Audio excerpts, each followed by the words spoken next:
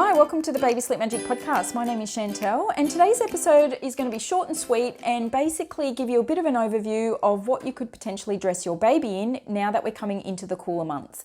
So in Australia at the moment, we're in autumn and the days are actually quite nice. It's quite warm. However, at night time, especially between 3 and 5 a.m, it's actually quite cool.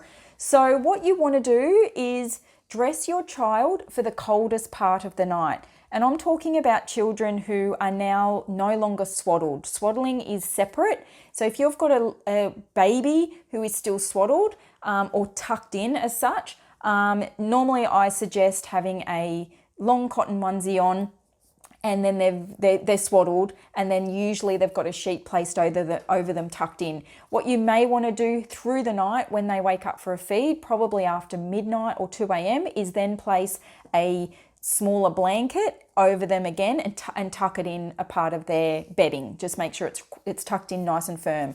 And that's usually sufficient for young babies who are swaddled. That's usually enough layers. However, for babies who are not swaddled or tucked in, you need to use layers. Now, children cannot use blankets until at least preschool age. So ideally you want to avoid blankets for younger children and babies in particular. So you want to either layer them or put them in sleeping bags. So right now in autumn in Australia, I recommend putting your child in a long cotton onesie, then a 2.5 tog sleeping bag, and then at some time through the night, depending on where you live, depending on the temperature, you may want to have the room heated.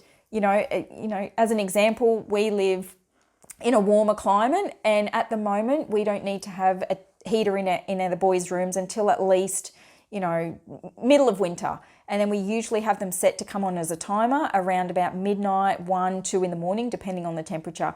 But depending on where you live, if it's super cold, your baby might be waking up from 3, 4 a.m. because the air is cold. They might have enough layers on, but they're still quite chilly, and they just don't have the capabilities of rolling over with a blanket and hugging into someone and going back to sleep, especially if they're in their own cot. So that's where you may need to use a heater and have it, temperature controlled, so you don't have to have it on all night to come on at the coldest time of the morning, which is, like I said, anywhere between, 2, 3, 4, 5 a.m.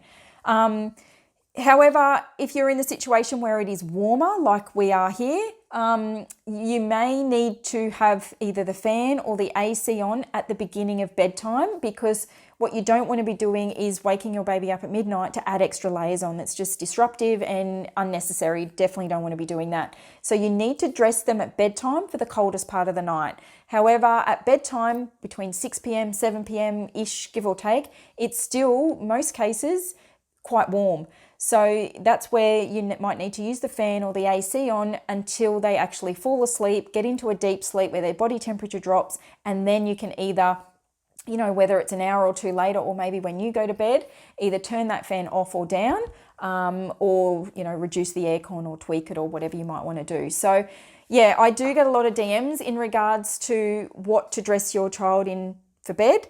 And that is my tips now that we're in autumn. So I hope that helps. And I do have more information on what to dress your child in inside the Baby Sleep Magic app. It gives you a bit more of an overview of what to dress them in, how many layers, what type of layers, what type of temperature the room is. It goes into obviously a lot more detail, and that's inside the Baby Sleep Magic app. But as an overview for right now in autumn, hopefully that helps and gives you... hopefully it gives you your baby sleeping through a little bit longer in the mornings. Thanks again for listening to the Baby Sleep Magic podcast, and stay tuned for next week's episode.